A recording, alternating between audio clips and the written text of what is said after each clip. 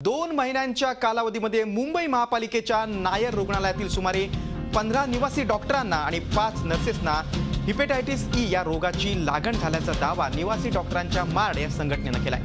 रुग्णालयातील 2 निवासी डॉक्टर आणि 2 नर्सेस यांची प्रकृती गंभीर असल्याने त्यांच्यावर आयसीयू मध्ये उपचार सुरू असून रुग्णालयाला होत असलेल्या अशुद्ध पाणी पुरवठ्यामुळे हिपॅटायटिस ई ची लागण वाढत असल्याचं मार्डचं म्हणणं आहे।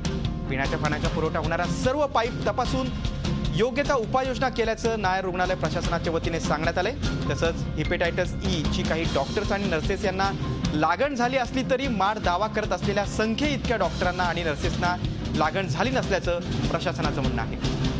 आणि आज महत्त्वाच्या बातमी संदर्भात आपण अधिक तपशील जाणून घेऊया। आमचे प्रतिनिधी कृष्णात पाटील आपल्या सोबत आहेत। कृष्णात, काही निवासी डॉक्टरांना कावीळ झाल्याचं मार्डचं म्हणणं आहे, मात्र रुग्णालयाचं प्रशासन मात्र संख्या कमी असल्याचं सांगतंय। अधिक काय माहिती आहे?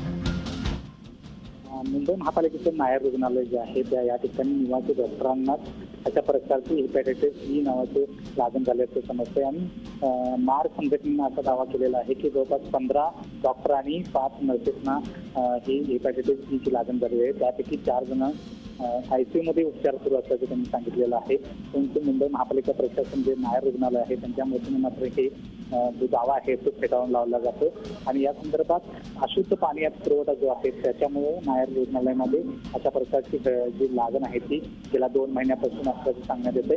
मुंबई महापालिका प्रशासन तसेच नायर रुग्णालयानं मात्र या संदर्भात योग्य ते काळजी घेतली गेल्याचं आणि त्याचबरोबर जे उपाययोजना केलेल्या आहेत त्या केल्या गेल्याचं दावा नायर प्रशासनाने केलेला आहे।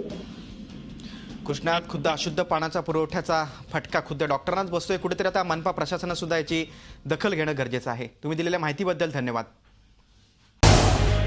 झी 24 तास रहा एक पाऊल पुढे।